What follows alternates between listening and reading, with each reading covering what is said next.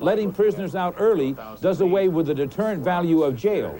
It almost sends a message that you have a license to commit crime, and that itself will cause more crime.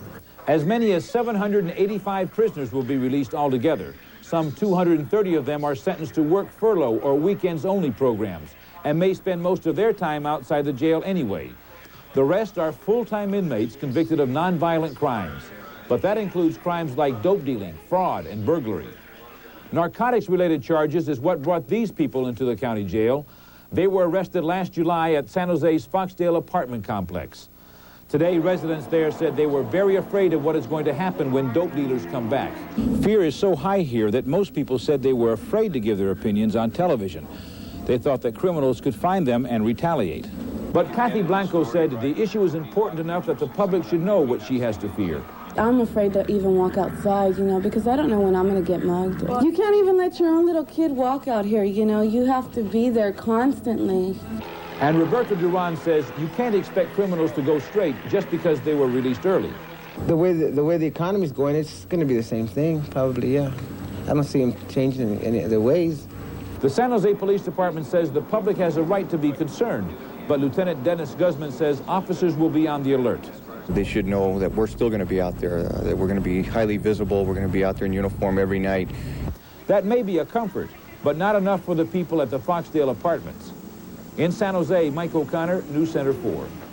And speaking of crime, there is a neighborhood in Oakland that sees itself as under siege.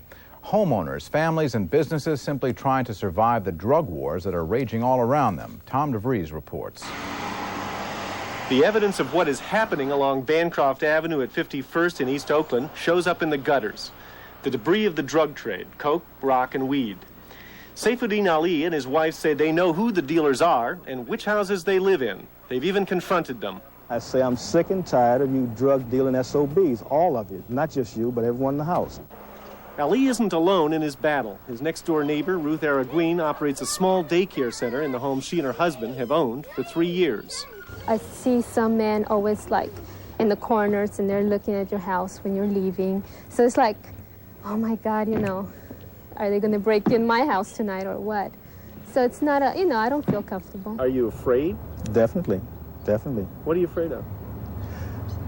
Permanent body injury. Ali and his neighbors have called the police. The apartment on the corner has been busted for drugs twice this year. The dealers are still here, but now they're a little quieter. Meantime, Ali says the fight isn't for just the block, it's for the future. My fear is that we're going to lose 3 to 4 black generation on the streets. They're going to get their brains cooked with the dope. They're going to go to jail. They are going to get killed as they are being killed now. And which is going to economically put us back into the Stone Age. We'll be dead. In East Oakland, Tom DeVries, News Center 4. A lot of California duck hunters are unhappy tonight. They're not going to be allowed to use lead shot anymore. State officials